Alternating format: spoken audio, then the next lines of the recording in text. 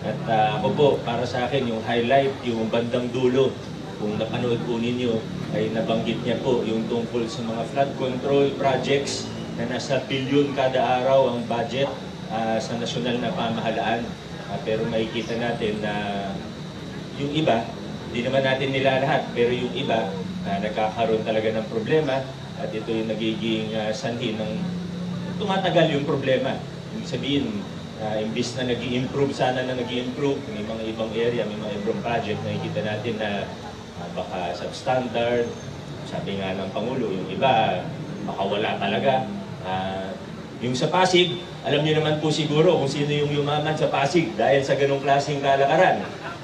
Yung maraming kumpanya na, mga santo. Ayan, alam naman po natin. Diba? Public record naman po ito, kaya pwede natin sabihin. Gusto ko lang po i-assure ang bawat isang Pasigenyo na hindi natin sila tatantanan. Sa parte natin, dun sa nabanggit ko nung ating inauguration na pagbayad nila ng buwis. Kasi isipin po natin, they really have blood on their hands. Yung nakikita nating pagbaha, malaking bahagi nila dito. Hindi lang sa Pasig, hindi lang sa NCR, kundi sa buong Pilipinas. Kaya City Admin, kailangan seryosohin natin yung investigasyon. Malaki na yung progreso natin, pero kailangan ituloy natin sa tulong ng ating sangguniang panlungsod. Kailangan talaga imbestigahan natin, at least yung sa jurisdiction natin, yun man lang yung may ambag natin sa nasyonal, na kung ano yung mga nangyari within our jurisdiction, kung ano yung mga negosyo na nasa jurisdiction natin, dito nakarehistro, tingnan natin lahat ng kontrata nila. Tingnan natin yung mga utang nila sa BIR, tingnan natin nila yung utang sa LGU, isa-isahin natin. Kasi dun pa lang sa nakikita natin, billion-billion kada kumpanya.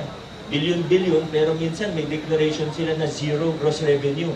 Pero proyekto sa DPWH, 10, 20, 30, 40 billion.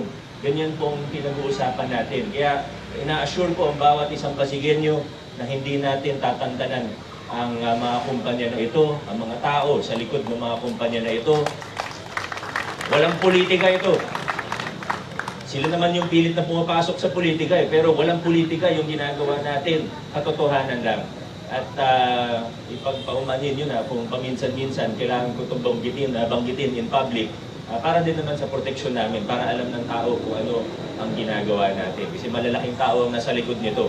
Kailangan alam ng taong bayan kung ano yung ginagawa natin para kung ano man ang mangyari ay protektado po tayo. Kailangan alam ng taong bayan. Anyway, may isa pa po tayong announcement sa July.